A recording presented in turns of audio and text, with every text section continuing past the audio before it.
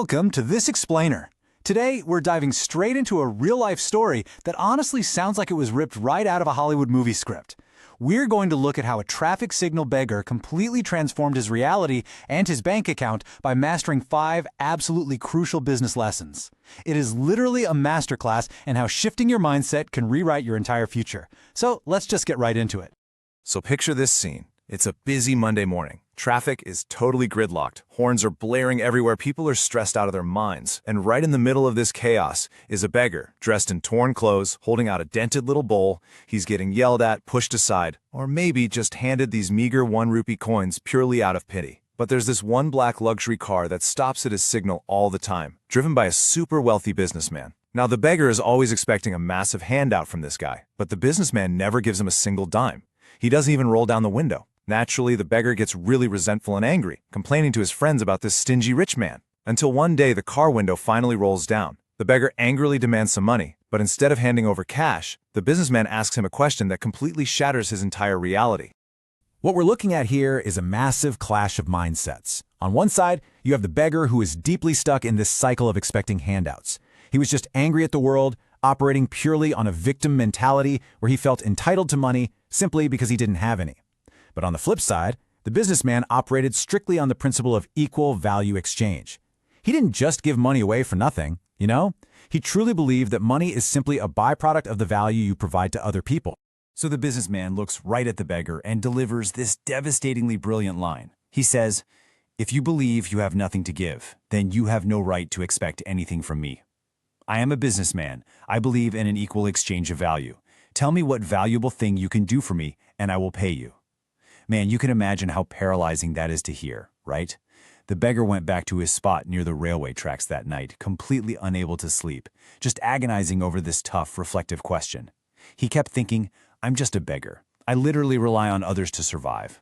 What could a poor guy like me possibly offer the world?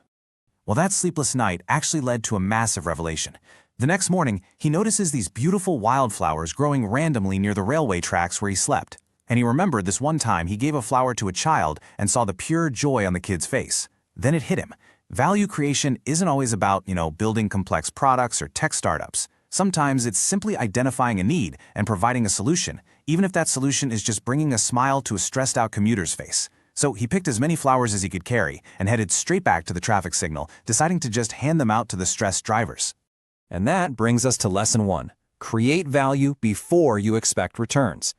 The exact moment this guy stopped complaining and started actually giving, the whole game changed. People were totally surprised. They smiled. Suddenly, he wasn't just a nuisance at the window anymore. He was this bright spot in their awful morning commute. And the financial shift, it was immediate. People went from throwing him 1 rupee coins out of pity to happily handing him 5 and 10 rupee notes. He was actually creating value, and the market was instantly rewarding him for it. Fast forward about 2 weeks, and the black luxury car returns. The beggar proudly walks right up to the businessman and offers him a flower. The businessman was super impressed by the initiative, bought a flower for a really generous 100 rupees, and then gave him a powerful piece of strategic advice. He told him to flip the script. He said, step 1, offer the flower freely, and step 2, let the customer voluntarily give the money afterward. Which brings us to lesson 2. Give first, ask later. The businessman explained that instead of aggressively demanding cash up front like a beggar, he should offer his product freely, because by giving without demanding cash, he was activating a really powerful psychological trigger: reciprocity. When people received a beautiful flower with 0 strings attached, they felt this natural human urge to give something back. So the beggar tested it out, and to his absolute shock, people willingly started paying him even more than they were before.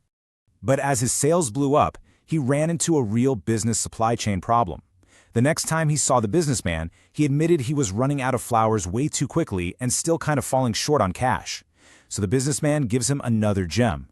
He advised him to stop handing flowers to a random mass audience. I mean, angry, stressed-out drivers don't really care about flowers anyway, right? Instead, he needed to focus entirely on a target audience who actually needed what he had. So he goes out and masterfully applies lesson 3, target the right audience. He started scanning the street for his absolute perfect demographic, which was couples crossing the road. He quickly realized that boyfriends and husbands had a way higher demand for romantic gestures. Actually, one day he spotted this couple having a massive public argument right on the street. The girlfriend was absolutely furious. The beggar quickly throws together a small bouquet, walks up to the boyfriend and just gestures for him to hand it to her. The guy does it, the girlfriend finally smiles, the fight diffuses, and naturally, the super relieved boyfriend paid a massive premium for the rescue. At this point, the guy is operating like a full-on CEO. He's analyzing his options to really grow this thing. First, he tackles cost reduction in supply. Instead of just picking whatever was nearby, he took the initiative to walk an extra kilometer down the railway tracks, securing a huge steady supply of free flowers. Then, he looked at reinvesting. He took some of his hard-earned profits to buy a clean, respectable shirt so he'd actually be taken seriously in the marketplace. He even visited local vendors to check out wholesale flower prices so he could build a scalable inventory. Which beautifully illustrates lesson 4, reinvest a portion of your earnings. Look, to escape the day-to-day grind, you just can't consume everything you make. You absolutely have to take a portion of your profits and inject it back into yourself, like buying that clean shirt, and into your business infrastructure, like finding new wholesale suppliers. That right there is exactly what separates someone making a daily wage from a true entrepreneur building long-term wealth. So a few months roll by. The businessman's car pulls up to the signal one more time. But this time, he sees a cleanly dressed, super organized guy running a highly efficient flower selling operation. The businessman was incredibly proud. But right before driving off for the last time, he drops one final piece of advice. He says, "You have improved a lot, but don't stop here. Think bigger and go to the next level." And that is lesson 5. Always think big. It's a huge reminder that no matter your current level of success, complacency is basically the enemy of growth. You have to continually ask yourself how you can scale your solutions. The beggar could have easily, comfortably, stayed at that traffic signal forever, earning a decent daily wage. But instead, he actually took this advice to heart and asked himself how he could reach an entirely new echelon. The progression of this timeline is just wild. On day 1, he is literally begging for coins in the dirt. By week 2, he's a street vendor selling wildflowers to drivers. Fast forward just 6 months, and the wealthy businessman is having coffee in a luxury cafe when this sharply dressed man walks up with a beautiful floral basket. It actually took the businessman a second to even recognize him. It was the former beggar. But he wasn't selling single flowers on the street anymore.